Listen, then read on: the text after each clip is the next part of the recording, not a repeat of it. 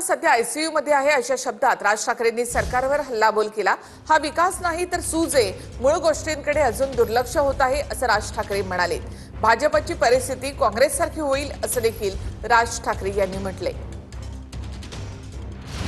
मनसे अध्यक्ष राज ठाकरेंनी मनसेच्या पदाधिकाऱ्यांच्या बैठकीमध्ये भाजपवर हल्लाबोल केलाय। महाराष्ट्र सध्या आयसीयू मध्ये असल्याचं विधान राज ठाकरेंनी केलंय।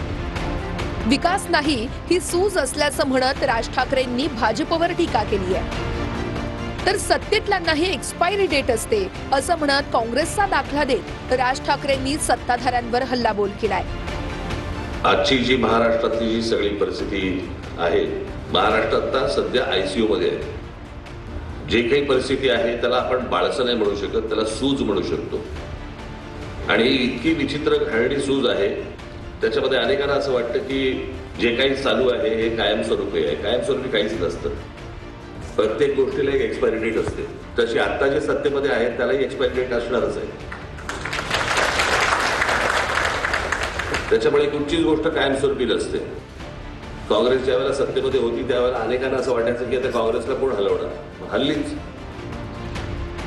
साधारणपणे 57-58 वर्ष या देशावरती ज्यांनी राज्य केलं तो पक्ष आज तुम्हाला चाचपडताना दिसतोय। तीच परिस्थिती यांची देखील होणार हे निश्चित होणार, म्हणजे होणार, याच्यामध्ये काही दुमत नाही।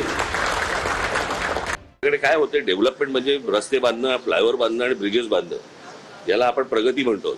परंतु मला असं वाटतं की ती सूज आहे, ते काही बाळसं धरलेलं नाही। आपल्याकडे चांगले फ्लायओव्हर्स व्हावेत, चांगले ब्रिजेस व्हावेत, वगैरे वगैरे चांगले व्हावेत ना, परंतु आपण मूळ गोष्टींना आपण हात घालत नाही आहोत।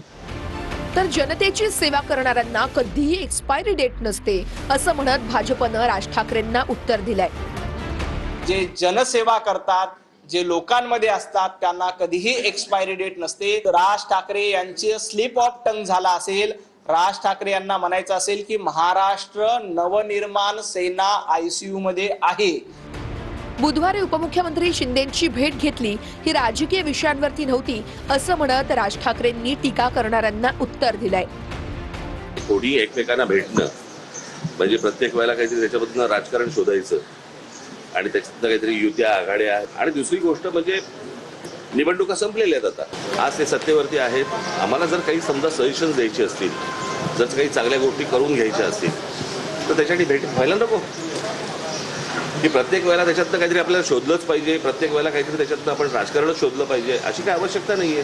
उद्या मी मुख्यमंत्र्यांना भेटेन, हा आमचा अंतर्गत विषय आहे। कोणी कोणाला भेटावं, काय करावं, पण मी काल सांगितलं आजच, एकनाथ शिंदे हे महाराष्ट्राच्या अस्मितेचे, स्वाभिमानाचे शत्रू आहे। निकोप राजकारण हे महाराष्ट्रामध्ये पूर्वी होतं की निवडणुका संपल्यानंतर सगळेजण एकमेकांना भेटायचे, काही बोलणं व्हायचं, काही व्हायचं।